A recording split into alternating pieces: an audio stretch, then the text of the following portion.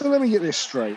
It's a bunch of blokes in pads skating around an ice cube on razor blades using tomahawks to hit a lump of rubber into a crab trap, all the while twatting each other? Yeah, you're on it. You want to give it a go? Sure, I'll have a go. Fuck me. Are you kidding me? This controller's broken. Let me know when you're ready. It sounded to me like Wax had suckered BLT into a game of NHL 2016. It was brand new, and BLT was pretty excited about it. I headed up to get front row seats for the bloodbath, careful not to step in the splash zone. I didn't want to get any of BLT's ego on my new shirt. Fucking piece of fucking stupid. Wax was pretty good at most things, but his Columbo routine is world class. He was an absolute shark in pool and video games. I hadn't seen it firsthand, but I'd heard all the rumors. Evidently, BLT had not. Come on, ref. Get off your knees. You're blowing the game. Hotmail came in a few minutes later, and it was pretty obvious to me that he had something on his mind. Hey, Puke, you got a sec? Sure, man. What's up? Let's go for a walk. Why am I getting an old Yeller vibe? You and your movie references. He was a bit on the quiet side compared to the rest of us. If we'd been street performers, I'd have probably been a trumpet player. Wax and BLT would be dueling banjos, and Hotmail would be a mime. But when he had something to say, I'd learned to make time to listen. And I had a feeling this was coming. Perception can be a blessing and a curse. But with that said, if I jumped in every time a guy gave me a vibe, I'd be in their face all the time. I had a feeling I knew what was bugging him, but there were a few different elements to it. Was he having second thoughts about the change of the mission? Was it our last-second pivot into Barvachos on the donkey mission? Was it my off-script adaptation prior to dumping the donkey in the shit tank? Could have been all of it. Might have been something else entirely. I wasn't sure. Didn't feel like the right time to try and lighten the mood, though the urge to tell him that I don't kiss on the first date to break the awkward silence was almost unquenchable. I resisted it and engaged my silent drive so Hotmail could take the helm for the conversation. What the fuck was that?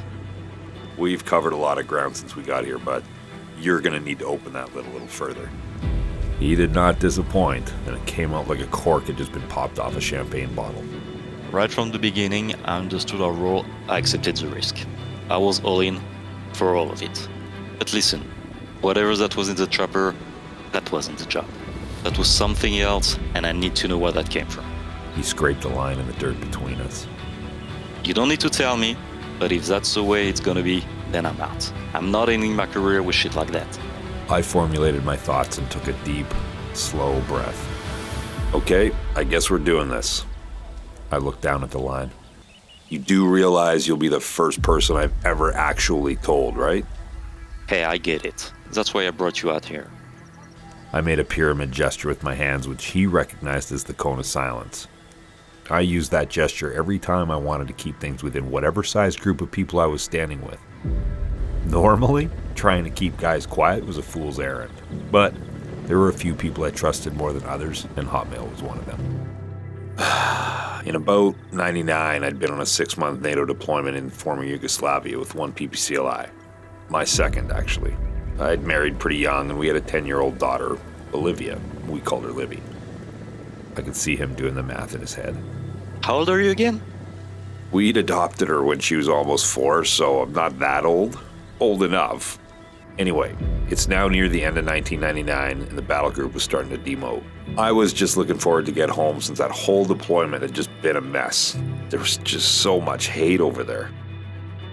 Regardless, I'd put in to stay for a few extra weeks to help transfer the incoming battle group from 2 PPCLI. As badly as I wanted to get back home, I knew we could use the money since we had our eyes on a family vacation and wanted to get out of the PMQs. They're called RHUs now because the military didn't have enough acronyms already. I was rambling. I knew it. He knew it. There weren't too many days in my life I hadn't thought about this, and yet putting the words together was like finishing a puzzle with pieces from 3 different boxes. It just wasn't coming together for me. I needed to take a breath, which turned into a couple of breaths. Hotmail was being patient, letting me work through it. His firm, almost rigid posture started to soften as he realized that there was a little bit more to this than he thought. So the last of us were about 3 days from go time when the CO pulled me in. I was getting in a lot of trouble back then, so I figured I'd just caught another charge. So I was standing tall before the man, scrambling for a cover story when he told me my wife Megan and Libby had been killed in a home invasion. Turns out it was some child diddler from the resident circus battalion back home. He never took anything, but he got everything he wanted. I'm sure you can figure that out, so if you don't mind, I'll skip the rest. Bordel de merde. Did they catch him? I shook my head, blankly staring out at the horizon. Almost. He shot himself in the head during the arrest, and I've had that loose end dangling ever since. Never really got any closure. There was plenty of talk around the base back then. Everyone knew about it, but people forget.